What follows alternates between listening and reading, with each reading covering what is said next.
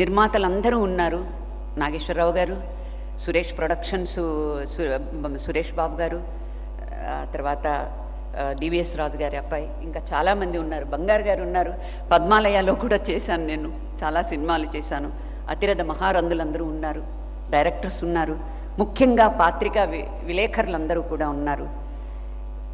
ఈ కార్యక్రమాన్ని ఇంత బాగా ఘన విజయంగా నిర్వహిస్తున్నటువంటి వారందరికీ కూడా నా హృదయపూర్వక ధన్యవాదాలు తెలుపుతున్నాను.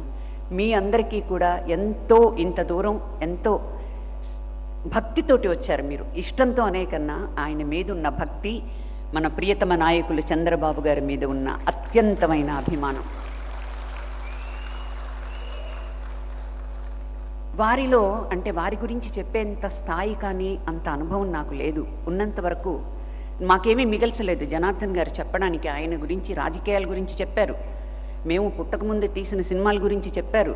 ఆ తర్వాతవి చెప్పారు. ప్రతి బిట్ బై బిట్ ఆయన ఒక రాజకీయాల్లోకి వచ్చి పేదవాడి గుండెల్లో పేదవాడు బాగుండాలి, ప్రతి ఇల్లు పచ్చగా ఉండాలి, ప్రతి మనిషి ఆనందంగా ఉండాలని ఆయన ఏం చేశారనేవన్నీ చెప్పారు. మాకేమీ మిగిల్చలేదు. కానీ ఒకటి మాత్రం అండి,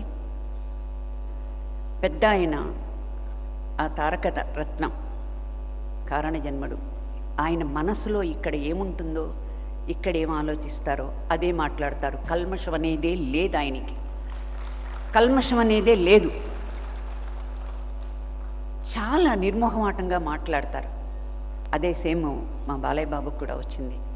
కానీ ఆ రామన్న కలలు కన్న రాజ్యాన్ని ఆయన ఆశీర్వాదం ఉండబట్టే, చంద్రబాబు నాయుడు గారి మీద నమ్మకం ఉండబట్టే మళ్ళీ ఆ రామన్న రాజ్యం వచ్చి ఈరోజు మనం అందరం కూడా ఎంతో సంతోషంగా ఉన్నాం. మనం అందరికీ బంగారు భవిష్యత్తు కనిపిస్తోంది. ముందు కళ్ళ ముందు బంగారు భవిష్యత్తు కనిపిస్తోంది. ప్రతి ఇల్లు పచ్చగా ఉంటుంది తెలుగుదేశం ఉన్నంత వరకు. ప్రతి మనిషి పచ్చగా ఉంటారు. అందరూ పండగ వాతావరణంగా ఉంటుంది.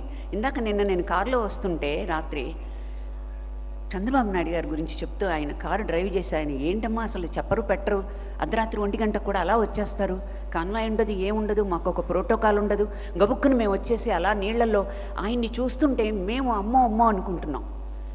అసలు ఆయన సార్, నీ సభాముఖంగా కోరుకునేది రెండు, ఆ భగవంతుడు మీకు పరిపూర్ణమైన ఆయురారోగ్యాలనిచ్చి ఇంకా ఎన్నో మంచి పనులు చేసి మీకోసం కాదు మా కోసం మీరు ఆ భగవంతుడి కృపతో ఉండాలని ఒకటి.